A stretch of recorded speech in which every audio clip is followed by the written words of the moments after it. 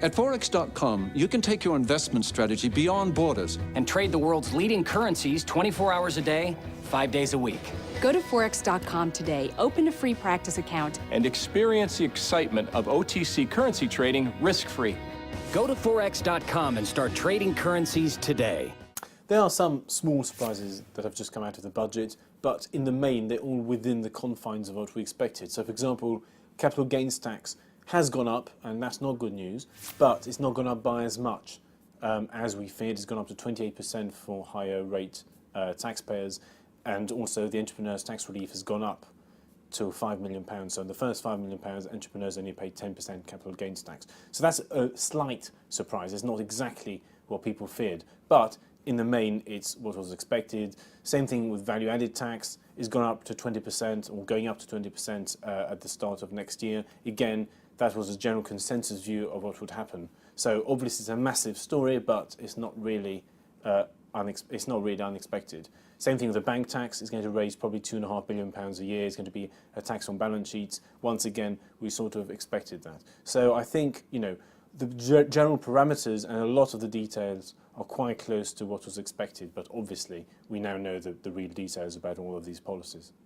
And I think Osborne's main aim was to try and have about 80% or so of the fiscal consolidation to come from reduced spending and about 20% to come from higher taxes. He's almost managed that. I think it's going to be 73%, 27%. Right, not perfect, but most of the consolidation is coming from lower spending. There's going to be very tight spending rounds for all the departments, and there's going to be a lot of reductions in some welfare benefits, as well as a looming reform of the whole welfare system. So it's a very tight budget when it comes to spending. I think that's quite welcome. That's what people wanted. And it's good to see that not all of the burden will fall on departments. Some of it will also fall on welfare. The new levy is basically a levy on banks' balance sheets, on the balance sheets of all banks based in the UK, or at least all the big banks based in the UK, including the subsidiaries of foreign banks. Now, the devil's going to be in the detail. We don't know. Osborne said that some of the smaller banks would be exempt, and as we found out with the last bank tax, there's a huge debate as to what really is a bank and what is something else. But clearly the industry is going to have to pay quite a lot.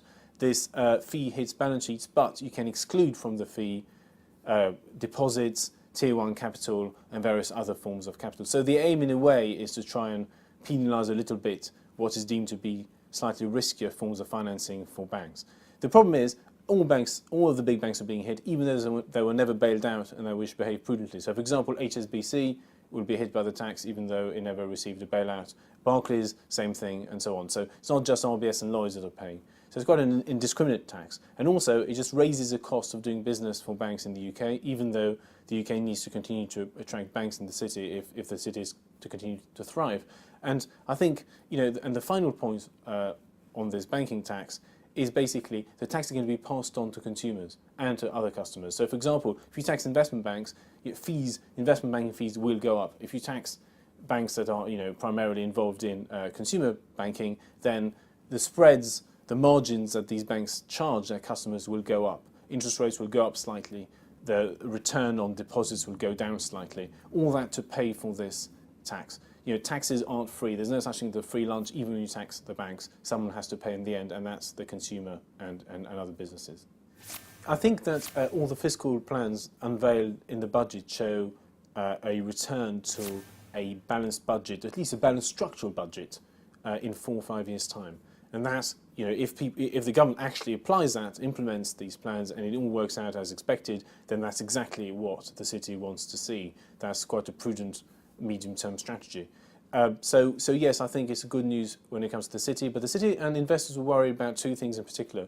They were worried about the bank tax, because a bank tax that hits only UK-based banks, as the one which Osborne unveiled will do, is obviously bad for UK competitiveness. Also, the increase in capital gains tax, that's not good for investors at all.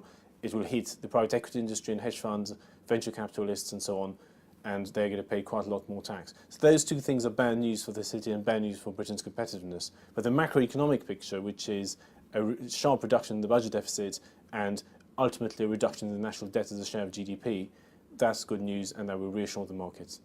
Go to Forex.com and start trading currencies today.